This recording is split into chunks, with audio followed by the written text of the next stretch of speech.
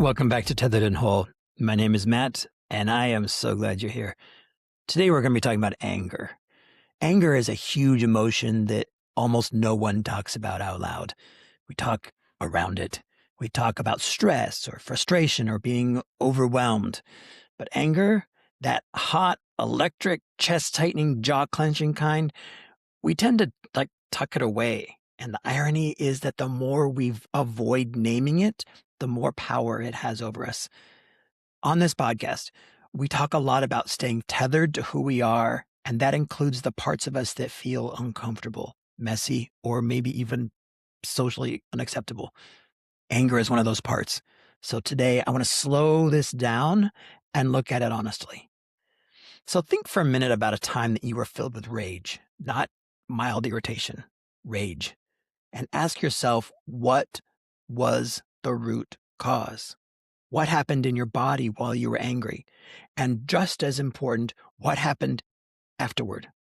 Because anger always leaves an imprint, a wake, some kind of mark. Now, I'm not one who tends to be angry to the point of rage. In fact, I can only think of a couple times in my life where it's happened. One very memorable moment was back in college when we had a student-run radio station and people could apply for their own weekly shows. Now, I was not cool enough to host one myself, but I had friends who did. And one week, a friend said something snarky about me on air, by name.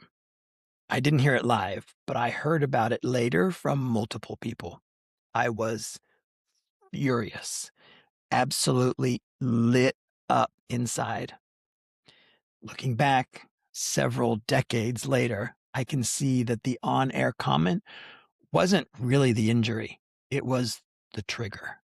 The deeper wound was to my identity. Something in me felt exposed, mocked, diminished. Our friendship ended immediately and I never spoke to him again.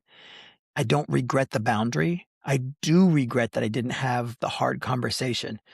But at that age, I didn't yet have the self-awareness, the language, or the emotional regulation to have that conversation without it totally exploding.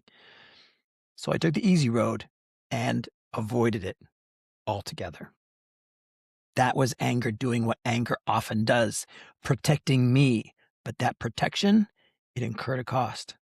So what's your history with anger? Because anger isn't some modern psychological flaw. It's ancient. It shows up in science, in philosophy, and in religion. In the Christian tradition, Ephesians tells us, in your anger, do not sin, which is a quiet reminder that anger itself isn't the problem. The Buddha famously warned that holding on to anger is like gripping a hot coal with the intent of throwing it at someone else. You're the one that gets burned. Across traditions, the message is consistent. Anger isn't wrong, but it is dangerous when it's misunderstood. Psychologically and biologically, anger is a call to action. It's your nervous system hitting the turbo button. And when anger flares, the amygdala and the hypothalamus light up. Stress hormones flood the body, and suddenly you have strength, speed, and endurance you didn't have 5 minutes ago. That's why some of my hardest workouts have been fueled by anger, or its close cousin, frustration. Anger gives you power. The real question is what you are going to do with it. And that's why so many superheroes wrestle with anger. I mean, think about it. Spider-Man learns, painfully, that unchecked emotions cost him the people he loves. The Incredible Hulk is literally a case study in rage without regulation. Power without awareness destroys everything in its path. And the same is true for us. Anger can fuel justice, advocacy, and change, or it can burn bridges and leave scars that don't heal easily. And at its core, anger is protective. Parents rage to protect their children. Children rage to protect independence, and teachers rage to protect autonomy and advocate for their students. But here's where things get complicated.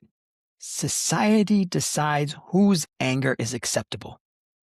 Research shows that men are generally permitted more space to express anger, while women are often socialized to turn it inward as more sadness or guilt. For BIPOC individuals, expressions of anger are frequently met with fear or punishment rather than curiosity. And that means anger isn't just personal, it's cultural, contextual, and deeply unequal. So, how do we work with anger, our own and with other people's? The antidote clearly is not suppression, it's curiosity. The moment you can describe your anger, what triggered it, what you're feeling, where you feel it in your body, when you felt it before, you can automatically recruit the calmer, more rational parts of your brain. Heat decreases when language increases. And because anger is a somatic state, it requires somatic interventions. Movement helps, breath helps, physical exertion helps. Run, lift, punch a bag, go for a hard walk. Let your body finish the stress cycle instead of packing it down, repressing it, and storing it. Curiosity matters just as much when responding to someone else's rage. Because here's the truth, folks. It's almost never about you. Something you did might have been the spark, but you weren't the fuel. The seed of rage already existed. And for some people, that seed is a radish, quick to sprout with just a little water. For others, it's more like a lodgepole pine requiring a full forest fire to release what's inside. Give space, give time. And whatever you do, don't respond to rage with rage. Time is your ally here. Give the nervous system a chance to settle before meaning is made. Anger doesn't mean you're broken. It means something matters. When we learn to listen to anger instead of fearing it, we gain access to clarity, boundaries, and courage. But when we ignore it or explode with it, it controls the narrative. The work is not to eliminate anger, it's to integrate it. And that's how we move through life more grounded, more honest, and more whole. So the next time someone blows up at you, take a deep breath, count to 3, and quietly remind yourself, this rage is not about me. It's about them. And then give it time.